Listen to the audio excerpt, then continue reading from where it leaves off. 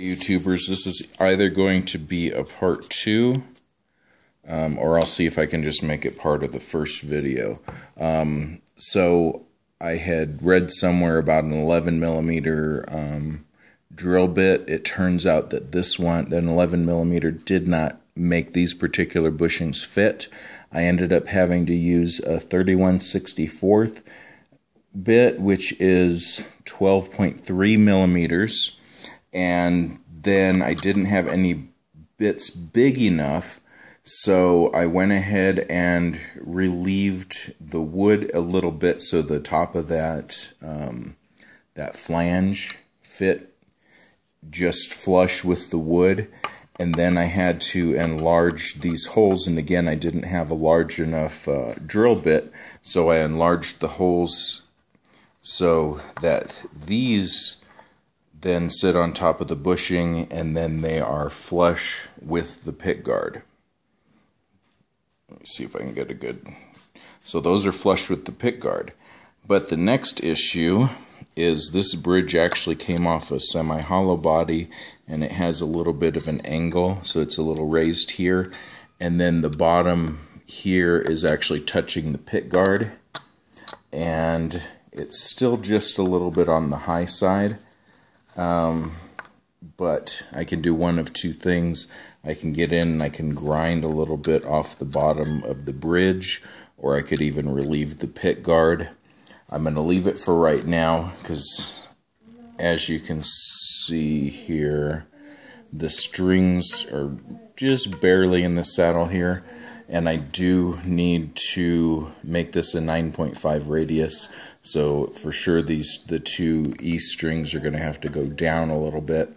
So I'm going to get a nut file those down, and then maybe the next two, the A and B, maybe they need to be relieved a little more. I'll see how low I can get the action with that. But so far, everything turned out really good. Like I said, I didn't have a bit large enough to make these the little thumb wheel portion. So I just opened that up with the Dremel. I put a piece of tape over it. I marked it and all the way around in a circle, and then just Dremeled up to the line.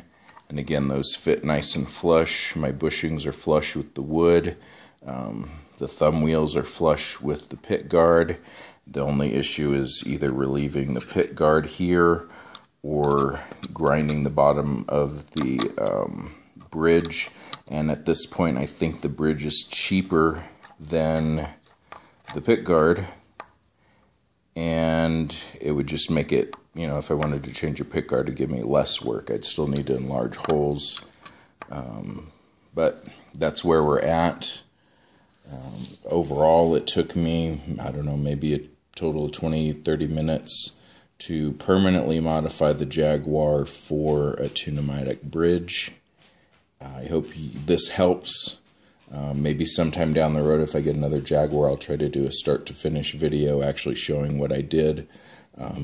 But again, measure, if you have a set of calipers, measure your bushing and figure, you know, use the appropriate drill bit for your bushing, and just take good measurements and take your time and don't mess up your guitar. So far, I think this one's going to turn out really nice. One of the things I just did not like that rocking bridge, because then I go and fiddle with it and then I wouldn't remember which direction it was supposed to be in. And there you have it. Enjoy. Thanks for joining.